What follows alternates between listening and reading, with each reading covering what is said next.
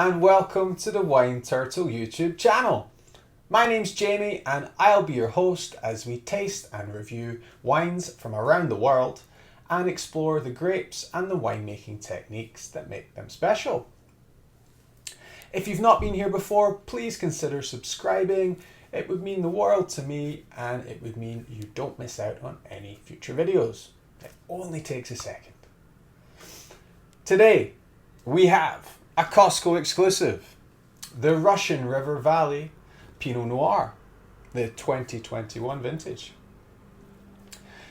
This cost $13, which is, on the face of it, just amazing value.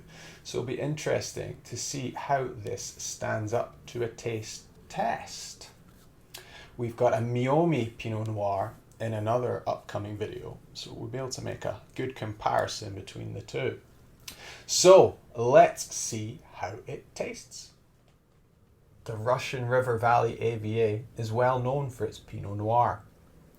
Here, the warm Sonoma County sun is cooled by an ocean fog drifting in from the nearby Pacific. This lends itself to Pinot Noir grapes, which can retain that bright acidity while that big fruit flavour remains. Pinot is a fussy grape, but it really loves the microclimate that exists here. Taking a look at this here, it's a little bit darker than your typical Pinot. I would call that a medium ruby. Let's have a sniff.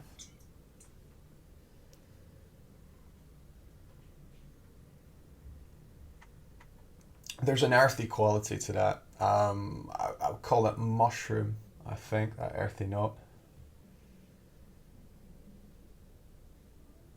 Plum, black cherry,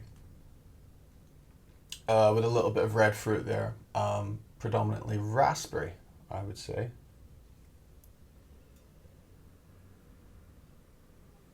I actually tasted this last night and the nose was really closed. I poured a glass, left it for an hour, and it still just didn't want to reveal its secrets. I felt there was something hiding there and it just needed a bit of air, but yeah, didn't want to open up at all.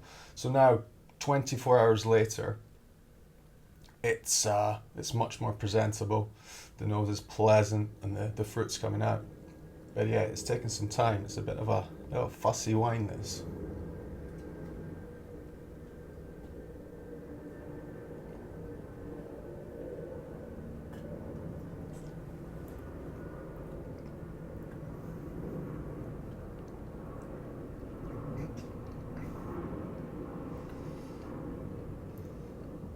Most of that comes through. Little bit of more of a sweeter cherry, like almost a cherry cola, which I didn't get in the nose. More a candied cherry.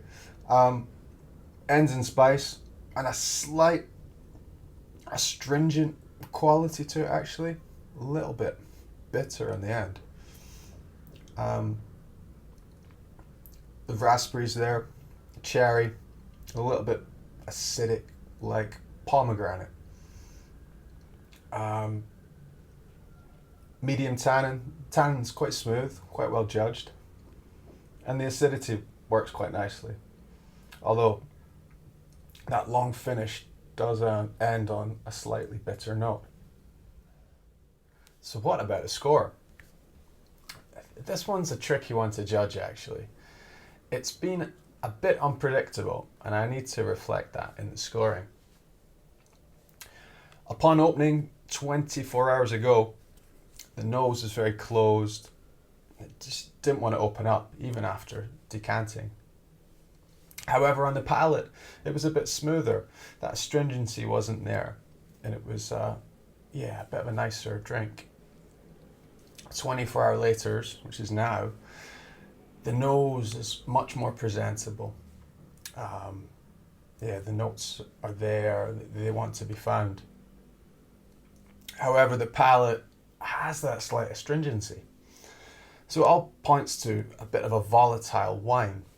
Whether it's just this bottle I have, or they're all like that, I don't know. I'd like to go back to Costco, get another bottle, and try it in perhaps 6, 7 months and see where it's at. I'd love to hear from you if you've had a similar or any experience with this wine. I'd love to hear what other people think about this. If you've had the same problems with volatility, or it's just been great all the way through for you.